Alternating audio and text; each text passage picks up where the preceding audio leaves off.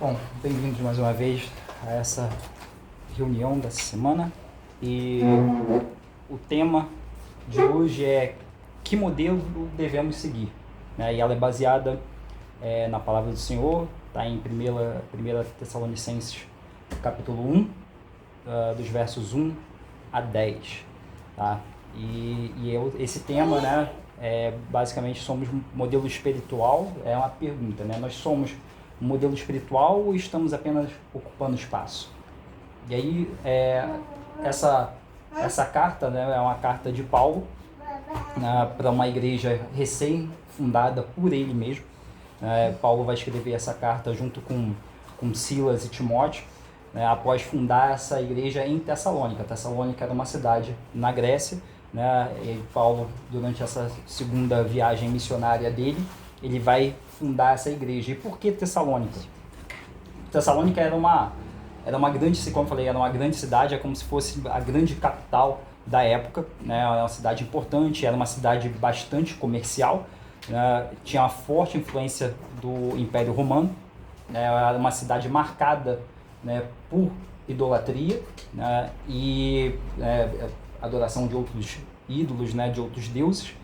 E era uma cidade que era espiritualmente, por esse motivo, era espiritualmente desafiadora. E aí Paulo, a palavra do Senhor vai dizer que Paulo ficou ali mais ou menos umas 3 semanas e ele viu a perseguição que os cristãos estavam sofrendo naquela cidade, e eles vão fundar essa igreja, né, em Tessalônica. E essa igreja, como eu disse, era uma igreja nova, era uma igreja que era perseguida, era uma igreja sem estrutura, era uma igreja sem um templo e era uma igreja sem estabilidade. E mesmo assim, depois que Paulo sai de lá, né, ele recebe notícias dessa igreja e ele decide escrever essa carta para essa igreja. E diferente das outras cartas que Paulo escreve, ele não exorta essa igreja, porque não havia necessidade de exortação. Ele vai dizer, na verdade, vocês se tornaram modelo. E a gente traz para a nossa realidade hoje, e aí a igreja de hoje, né, como ela é, né, como definimos a igreja de hoje. Hoje nós temos estrutura, nós temos tecnologia, nós temos liberdade, pelo menos aqui no nosso país nós temos, e nós temos recursos. Mas a pergunta que fica é, será que nós somos modelo? Como era Tessalônica? Né? Ou então, na verdade, será que nós nos tornamos uma igreja confortável, né? Porém, confortável que eu digo de estrutura, né? de recursos, porém espiritualmente fraca, né? E a gente vai ver isso, a gente vai descobrir a resposta ao longo da palavra, né? E já que Paulo fala, né, que essa igreja é uma igreja modelo, a gente vai discutir exatamente a base desse modelo, que é a eleição e o evangelho poderoso. E aí nesse trecho destacado, Paulo vai falar, sabendo, irmãos amados de Deus, a vossa eleição. E que eleição é essa? É a eleição que produz transformação. A gente vai ver isso, eu destaquei, assim, existem algumas referências na palavra do Senhor em relação à eleição. Eu destaquei duas que acho que são as mais relevantes, que falam mais com essa palavra. A primeira está em Efésios, capítulo 1, do 4 a 5, que diz, porque Deus nos escolheu nele antes da criação do mundo, para sermos santos e irrepreensíveis em sua presença. Em amor, nos predestinou para sermos adotados como filhos, por meio de Jesus Cristo, conforme o bom propósito da sua vontade. Em João 15:16 vai dizer, porque Deus nos escolheu nele antes da criação do mundo, para sermos santos e irrepreensíveis em sua presença. Em amor, nos predestinou para sermos adotados como filhos, por meio de Jesus Cristo, conforme o bom propósito da sua vontade. E aí a gente vê aqui dois momentos que falam sobre eleição. E aí vemos aqui que a eleição não é um conceito abstrato, né? Ela se manifesta visualmente. E aí, já que ela se manifesta visualmente, como é que Paulo sabia quem eram os eleitos? Como é que ele fazia essa distinção, né? Por quê? Pela forma como o evangelho chegou naquela igreja. E como é que a gente vai ver isso? O evangelho ele chega em Tessalônica forte em palavra, em poder, no Espírito Santo e em plena convicção. Como isso? Né? Ele chega em palavra por quê? Porque Paulo prega o evangelho puro naquela igreja. E esse evangelho ele não é contestado por aqueles cristãos. Apesar de todo o passado cultural que eles tinham de idolatria, né, da cultura que eles viviam, eles não questionam isso. Eles adotam a palavra.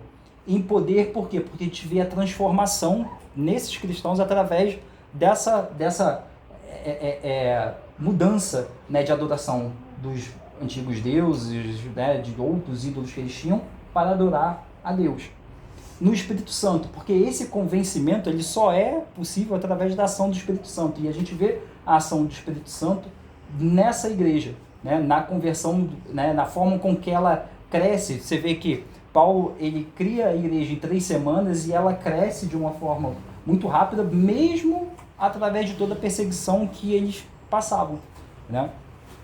A ponto dela se tornar modelo, a ponto dela não ter nenhum motivo de exortação. E em plena convicção, né?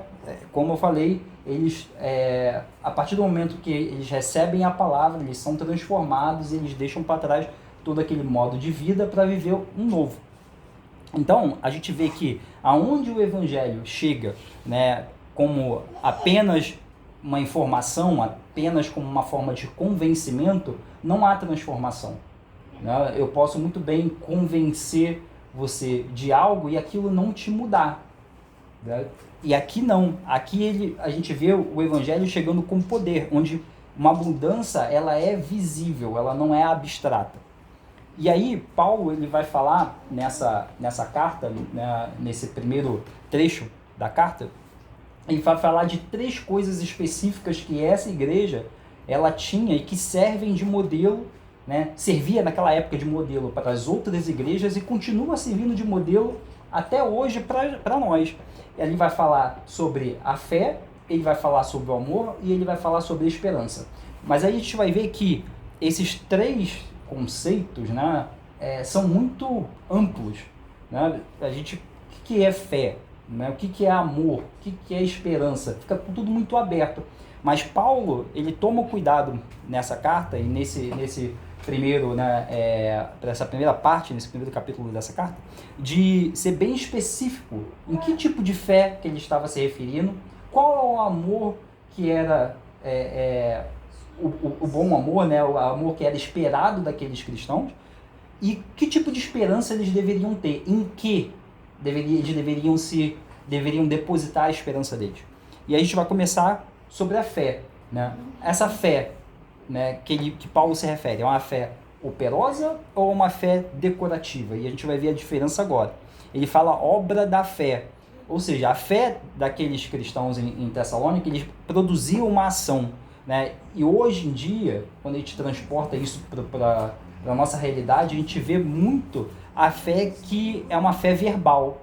Né? As pessoas falam muito que acreditam, porém é difícil ver algum tipo de transformação naquilo. E aí ontem eu estava ministrando para as crianças, né, na célula aqui, eu falei sobre isso, né? Porque eles me questionaram sobre essa questão. Eu falei, da própria palavra do Senhor diz que Satanás crê no Senhor. Os demônios, eles creem no Senhor. Né? Tanto a gente vê naquela passagem do endemoniado gadareno. Quando Jesus chega, sem falar uma palavra, o endemoniado, né, cheio de demônios, ele fala: o que tu, Deus, Filho do Deus Altíssimo, tem para conosco agora, se tu vem aqui me atormentar. Então ele acreditava que Jesus era Filho de Deus. Então, crer somente não opera nenhum tipo de transformação. Né? E a fé que Paulo estava se referindo aqui é uma fé diferente. Hoje a fé é muito baseada no discurso, muito discurso para pouca transformação. Né? E aí Tiago 2, capítulo 2, versículo 17, vai dizer diretamente: a fé sem obras é morta. Né? E aí a igreja de Tessalônica, né, ela, como eu falei, ela abandona os seus ídolos. E aí que tipo de obra a gente pode ver? Né? Existe um confronto aí que a gente pode levantar, né, levando em consideração esse tópico. Quais são os nossos ídolos hoje? Os ídolos dos cristãos de Tessalônica eram os antigos deuses, eram os deuses que eles adoravam, os deuses pagãos. E hoje, quais são os ídolos de hoje? O que nós precisamos deixar para trás, né, para viver essa fé transformadora? Será que é o nosso conforto? Né? Será que é o nosso status? Será que é o nosso dinheiro? Será que é a nossa aprovação social? Será que é a necessidade de estarmos certos o tempo todo? Né? Será que são as redes sociais? Né? Será que é a política acima do reino? Né? E eles, né, esses cristãos, eles abandonaram os ídolos daquela época, que era uma coisa difícil, que hoje a gente vê todas essas questões, para nós é algo difícil para alguns, né, difícil de abandonar. Naquela época, abandonar aqueles ídolos que eram culturalmente tão enraizados na vida deles, também era algo muito difícil de se fazer. E eles abandonaram ainda sob pressão, sob perseguição, sob risco de morte. Mas mesmo assim, mesmo enfrentando tudo aquilo, eles decidiram deixar tudo de lado. E aí a gente vê essa contrapartida, né? essa diferença entre que eles abandonaram tudo sendo perseguidos de morte. Hoje, a gente não abandona vivendo sob o conforto. Né? E aí a pergunta que eu deixo aqui, a nossa fé nos custa o quê? Se a gente for parar para pensar, naquela época custava a vida deles. E a nossa? Custa o quê? O que estamos pagando pela nossa fé? Né? Muitos, nada. Né? E aí a gente, se a resposta for nada ou muito pouco, né, a gente precisa rever algumas coisas. A segunda questão que eles levantam, que Paulo levanta, é o amor. Né? E aí eu falei, que tipo de amor? Né? É um amor sacrificial ou um amor conveniente? E aí Paulo, no terceiro versículo, ele vai falar, ele usa o termo labor do amor. O trabalho, algumas bíblias vão traduzir como amor trabalhoso, né? E a gente fala amor trabalhoso por quê? Porque amar dá trabalho, né? Amar, você subentende várias questões aí, é renúncia, né? É perdão, né? É dedicação. Então, esse amor que Paulo está se referindo é um amor que cansa, é um amor que dói, é um amor que insiste, apesar de todas as circunstâncias. Né? Hoje em dia, nós amamos até o ponto do incômodo. Quando chega o incômodo, nós começamos a duvidar, começamos a fazer conta, começamos a questionar se realmente vale a pena. Né? E aqui, né, a gente vê que eles tinham uma postura diferente. Hoje, quando a gente chega na barreira da renúncia, a gente se afasta. Né? Porque eu faço até o ponto onde eu não preciso abrir mão de nada. Quando eu preciso abrir mão de algo, aí eu já começo a botar na balança se realmente vale a pena. Né? E não era isso que eles faziam nessa época. E aí em João 13:35 vai dizer que o amor é a marca do discípulo. Né? A palavra diz assim: com isso todos saberão que vocês são os meus discípulos, se vocês se amarem uns aos outros. Então, o que vai nos marcar nessa nossa jornada cristã? É o que a gente faz com o nosso amor. Como é a nossa caminhada no amor? É um amor próprio somente? É um amor conveniente? Ou um amor que doa, que se sacrifica? Um amor que pensa no próximo antes de pensar em si mesmo? E é esse, né, o amor que Paulo está falando aqui nessa carta. E hoje em dia, né, que tipo de amor nós estamos vivendo? O que marca as nossas igrejas? Ou até, eu falo igreja aqui, Paulo está escrevendo essa carta para a igreja, mas a gente pode se apropriar dela. É como se ele estivesse escrevendo essa carta para as nossas casas, né, para as nossas famílias. Né? Então, o que marca, né, as nossas casas hoje, nós carregamos em termos de amor? Muitas delas estão carregando o quê? Divisões, né, competição, né, entre marido e mulher, né, ou entre filhos, né, irmãos, né, a gente está carregando orgulho ministerial. Ah, não, o ministério é meu, então você não se mete, e não uma coisa construída em conjunto. Né, falta de perdão, como eu disse, a necessidade de estar certo o tempo todo. Então você não tem espaço para o perdão, porque você perdoar significa que você é o mais fraco, que você está abrindo mão de estar certo, e isso você não pode fazer, né? Então é isso que as famílias hoje em dia estão vivendo. E a igreja de Tessalônica, ela amava sob ameaça de morte, mas mesmo assim ela amava, né? Quantas vezes eles foram perseguidos e falaram, não, vocês não podem continuar, mas mesmo assim eles amavam até aqueles que estavam os perseguindo, né? E a gente deixa de amar uma pessoa só por ela ter uma opinião diferente da nossa.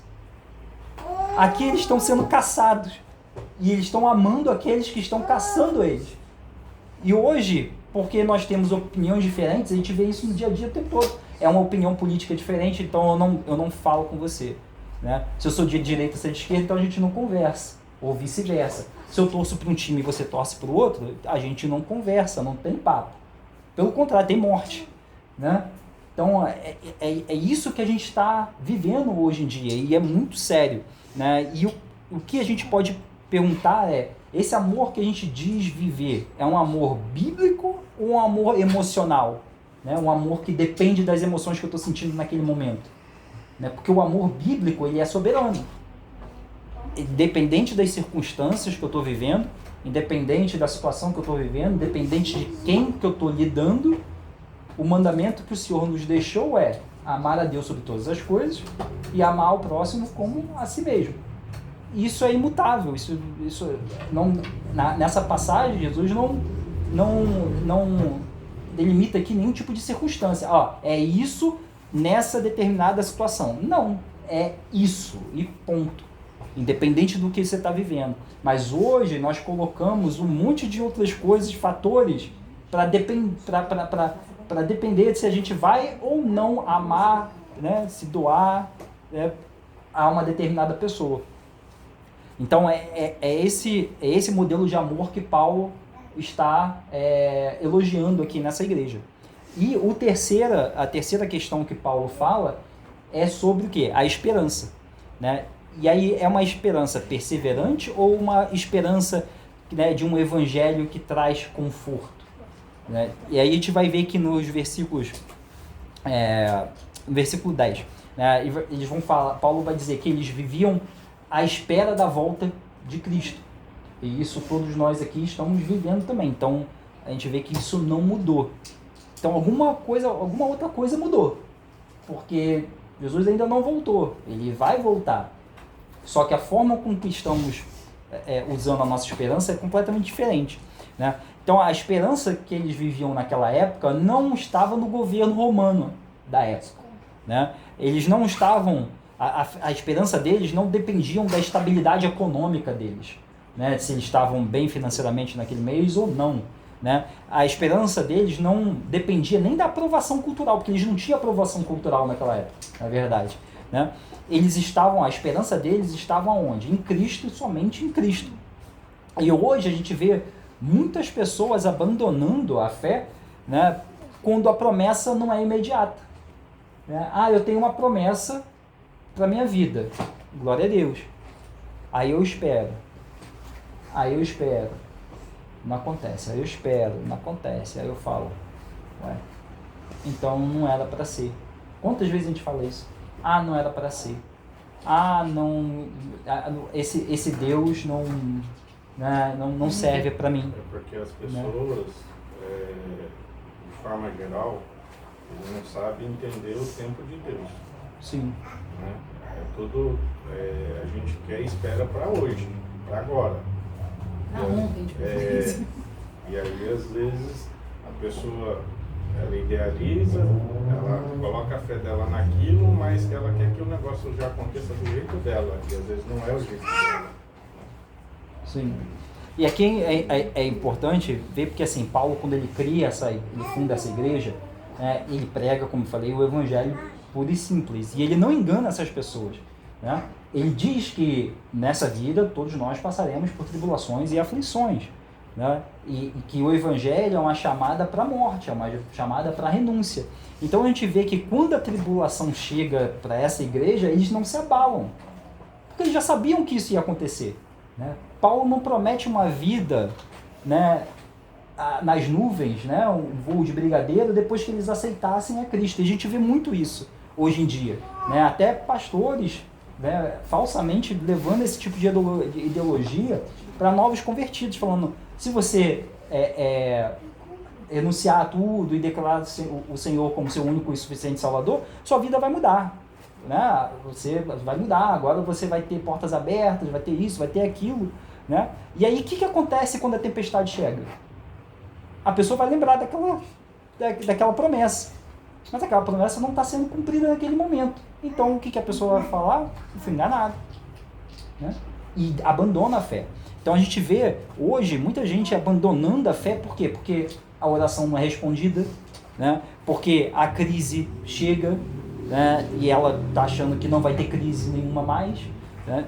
Ou quando a doença aparece, por exemplo, e aí ela fala, nossa, né, eu achava que eu não ia passar por isso. Ou quando um milagre que está sendo pedido e a pessoa está orando, até com fé mesmo, falando, olha, vai acontecer e tal, mas ele não acontece, e a pessoa acha que não é para mim. Isso aqui, e decide ir para um outro lugar que vai o quê? Alimentar o que ela está querendo ali, naquele momento, alimentar o que ela está precisando, vai dizer o que ela está precisando escutar, e vai alimentar um lado dela que está fragilizado, mas que vai ser enganado ao mesmo tempo, né? Mas ela prefere ser enganada, né, e se sentir bem do que ser confrontada e ser apresentada à verdade, né? Porque Paulo diz que, né, batalhas virão, e independente, né, do quanta fé você tem, do amor que você tem, né, batalhas vão vir. E ele não promete para essa igreja uma vida sem batalha, mas ele promete que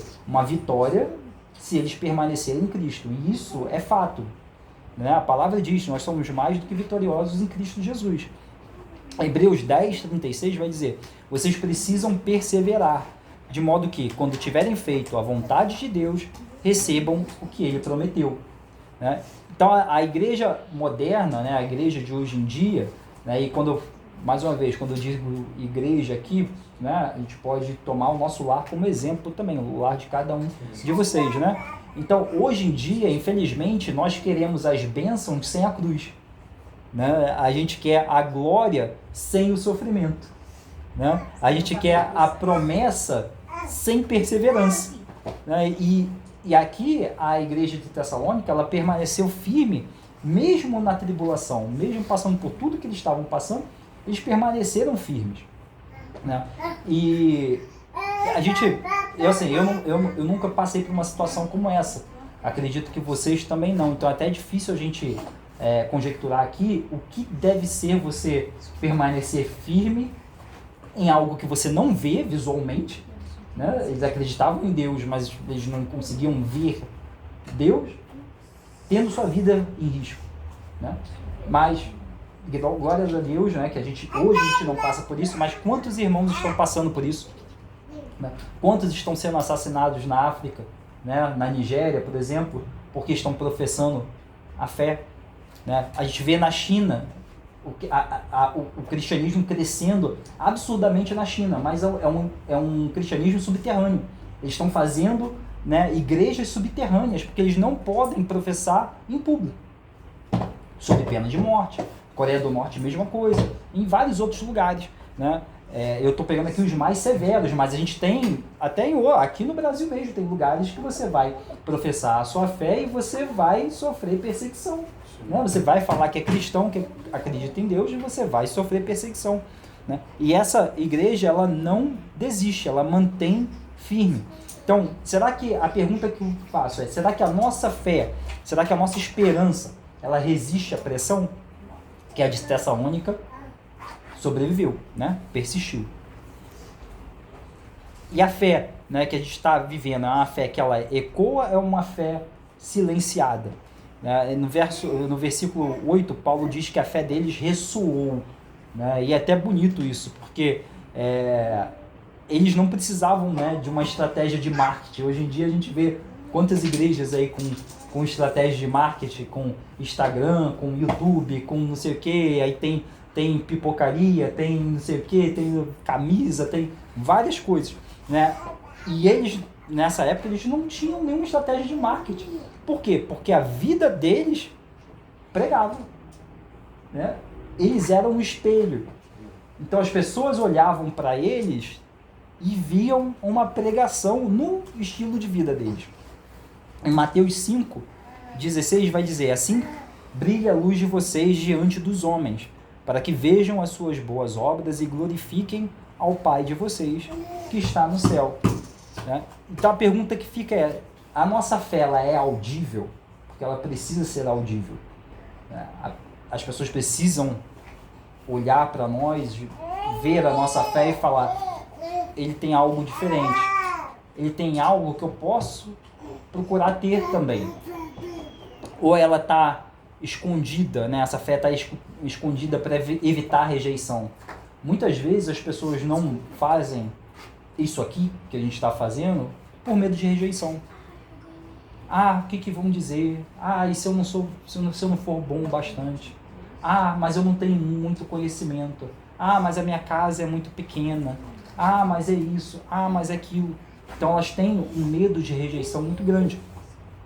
E aí, esse medo de rejeição é maior que a fé delas. Né? E isso é um problema. Né? Será que nós estamos, hoje em dia, influenciando ou estamos sendo influenciados? Isso hoje, né, nessa era tão moderna, né, que tudo é influencer, né? Antigamente a gente falava que isso era mais coisa de adolescente, né? Que está naquela fase que não sabe se é criança, se é adulto, então ele precisa de um modelo para meio que se sentir, meio que se pertencer. Mas hoje isso extrapolou. Hoje a gente vê adultos aí seguindo influencers de moda, influencers fitness, influencers enfim, de todas as áreas, né? Mas a gente não está influenciando ninguém. Né? E esse é o problema. Né? Será que a cultura, né, ela está moldando a igreja ou a igreja está confrontando a cultura? Porque nós, né, a palavra do Senhor diz para que a gente não se conforme com esse mundo. Né? E o que mais a gente vê hoje em dia é estamos assimilando a cultura e estamos fazendo adaptações ao evangelho, à nossa caminhada, para a gente se inserir naquela cultura, para a gente não se ver fora dali. Por quê?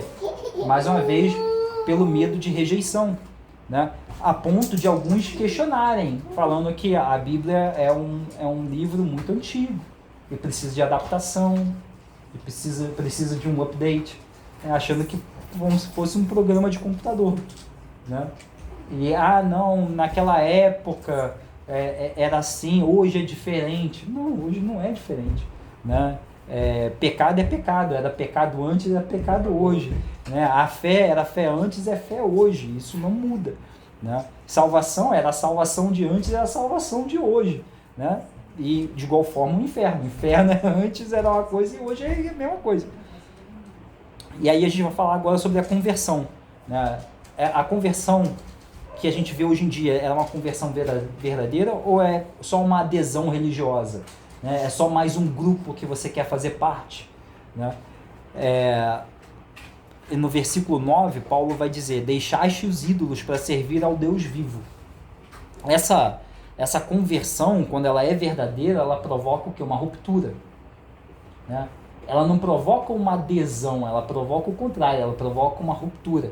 Né? E hoje a gente vê pessoas que dizem aceitar Jesus, mas não querem abandonar os velhos padrões, os velhos trejeitos, o velho estilo de vida. Eles querem viver na religiosidade, né? Na verdade. Exatamente. O que acontece? É como se você tivesse num corredor. Aqui está a porta para Jesus, e aqui o quarto de Jesus, e aqui está o quarto né, do mundo. E você está nesse corredor, você está botando um pezinho aqui e está botando um pezinho ali. Você fala que é daqui, mas você vai lá na porta, abre um pouquinho para dar uma olhada, né? É isso que a gente vê hoje em dia, né? A gente vê até pessoas que estão na igreja por muito tempo, mas depois que você conversa e depois que você conhece a história delas, você não vê transformação. Você é a mesma pessoa, só que ela decide ir para a igreja aos domingos, entendeu? Mas é a mesma pessoa, né? E a gente vê muita gente hoje que se diz crente, mas sem arrependimento. Não existe mais arrependimento. E 2 Coríntios 5,17 vai dizer que se alguém está em Cristo, nova criatura é. Essa é a ruptura, né? Então a pergunta hoje em dia, ela não deve ser somente, você frequenta a igreja? Não. A pergunta é, você abandonou os seus ídolos? Você é uma nova pessoa? Né? Há em você um novo vinho? Ou é apenas a embalagem que é diferente? Né?